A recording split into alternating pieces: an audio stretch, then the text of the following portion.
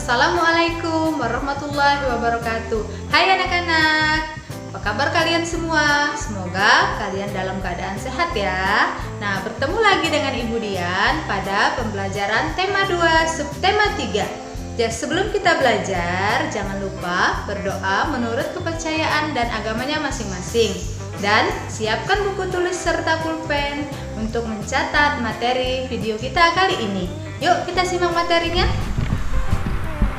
Tema 2. Persatuan dalam perbedaan. Subtema 3. Bersatu kita teguh.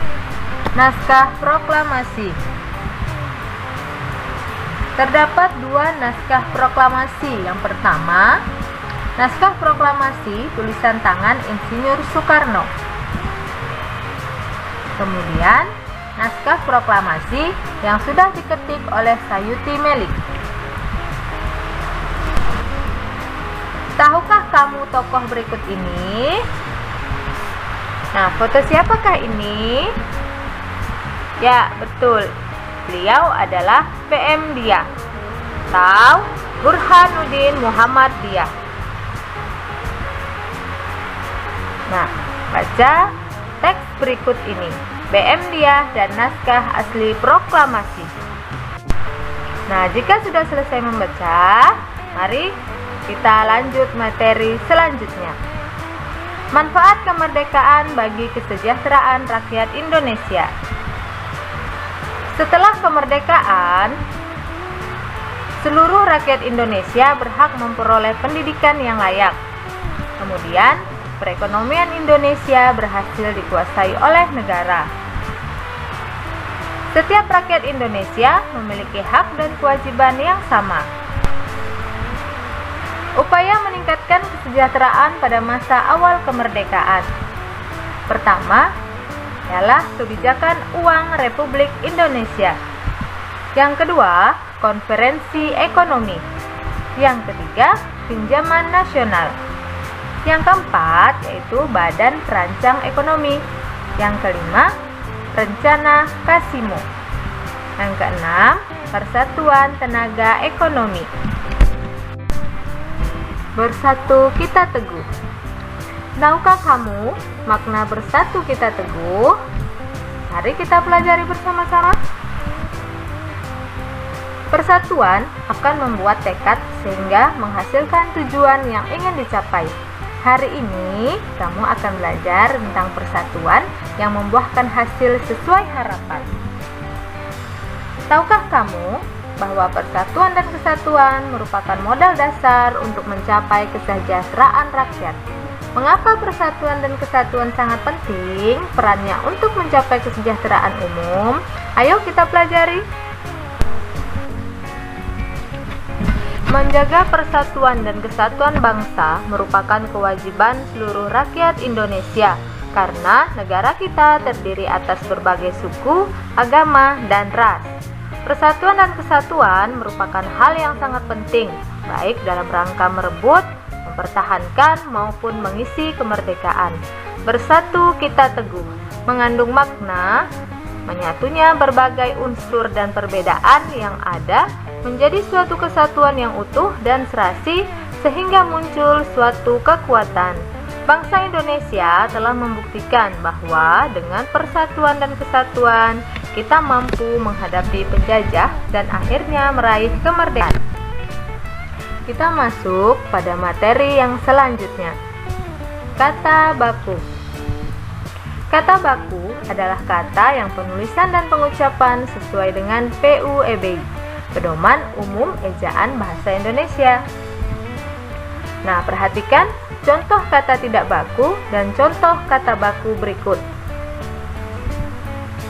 Kamu dapat menemukan kata baku dan tidak baku dengan menggunakan Kamus Besar Bahasa Indonesia sebagai pedoman. Menuliskan informasi penting suatu teks dengan kata baku. Informasi yang sudah ditemukan akan lebih mudah diingat apabila disajikan dalam bentuk diagram dan dituliskan menggunakan kata baku. Ingat kembali, Salah satu cara menemukan informasi teks adalah dengan menggunakan kata tanya. Apa, di mana, kapan, siapa, mengapa, dan bagaimana. Bentuk diagram atau peta pikiran dapat dibuat seperti berikut. Nah, ini dia. Manfaat hewan bagi manusia dan lingkungan. Yang pertama, penghasil bahan pangan. Nah, yang pertama ini adalah gambar kambing Ottawa. Kambing Ottawa dapat dimanfaatkan susunya. Kemudian gambar ayam telur. Ayam petelur dapat dimanfaatkan telur dan juga dagingnya. Sapi. Sapi dapat dimanfaatkan susunya, dagingnya, juga kulitnya. Yang kedua adalah penghasil sandang. Nah, berikut adalah gambar ulat sutra. Ulat sutra mempunyai atau menghasilkan serat kepompong ulat sutra yang merupakan dasar dari pembuatan kain sutra. Kemudian domba. Domba memiliki bulu yang sangat tebal. Nah, bulu domba dapat dijadikan kain wol. Selanjutnya adalah penghasil bahan kerajinan. Nah, ini adalah kulit sapi yang telah dikeringkan. Kulit sapi dapat digunakan untuk membuat gendang ataupun wayang kulit. Nah, yang kedua, ini adalah bulu angsa. Bulu angsa dapat digunakan untuk membuat kok. Nah, ini pula kerang yang kecil atau biasa dikenal dengan remis. Nah, remis atau kerajinan kerang ini dapat dibuat hiasan yang sangat indah. Yang keempat, penghasil pupuk organik. Nah, kotoran kambing dan kotoran sapi apabila dikumpulkan dapat menjadi pupuk yang sangat berguna, dan pupuk ini alami tanpa bahan kimia. Kelima, penghasil tenaga. Perhatikan gambar ini. Gambar ini adalah gajah yang sedang mengangkut kayu. Nah, gambar berikutnya yaitu kuda yang sedang menarik delman, yang di dalamnya banyak sekali penumpang. Kemudian yang terakhir adalah kerbau. Kerbau yang sedang membajak sawah. Manfaat tumbuhan bagi lingkungan. Yang pertama adalah pohon kelapa. Pohon kelapa dapat dimanfaatkan buahnya sebagai makanan dan minuman, daunnya sebagai atap rumah, dan batangnya sebagai bahan bangunan. Kemudian pohon bakau. Pohon bakau berfungsi mencegah abrasi, tempat berkembang biaknya hewan laut. Bahkan katanya buah bakau bisa dimakan loh. Nah, yang terakhir ini adalah gambar lidah buaya. Kamu pasti sering kan melihat lidah buaya? Lidah buaya ternyata banyak manfaatnya loh. Yang pertama, sebagai bahan makanan dan minuman. Kemudian, dapat menyuburkan rambut, mengobati luka bakar, serta sebagai bahan kosmetik.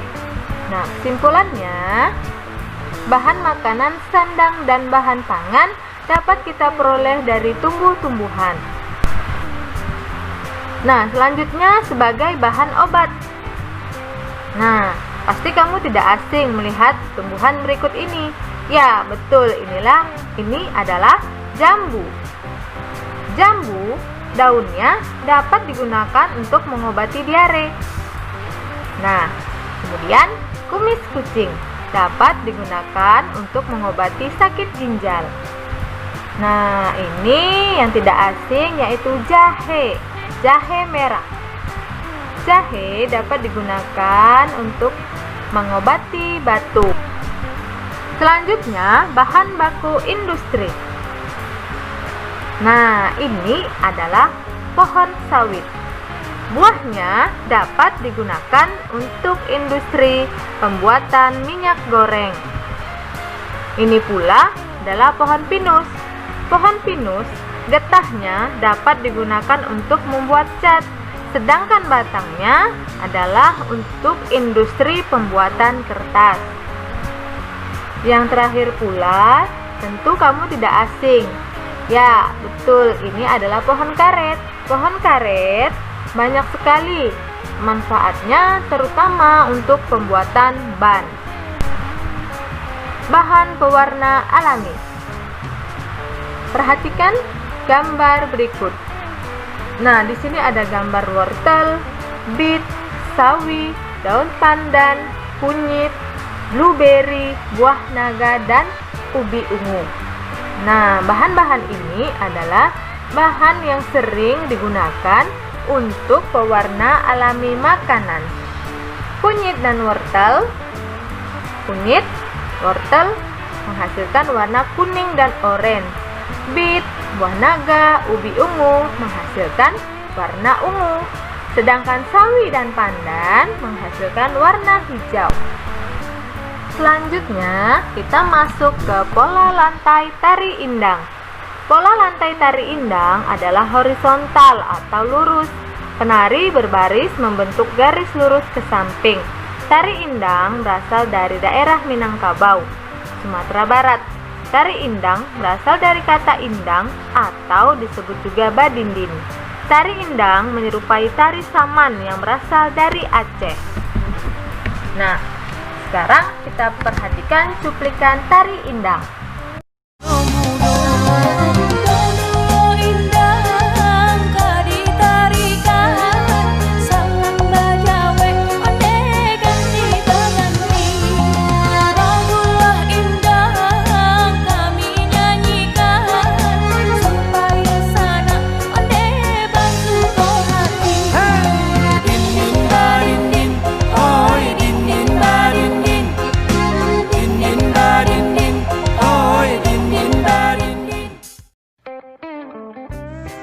Demikianlah pembelajaran tema 2 subtema 3 kali ini.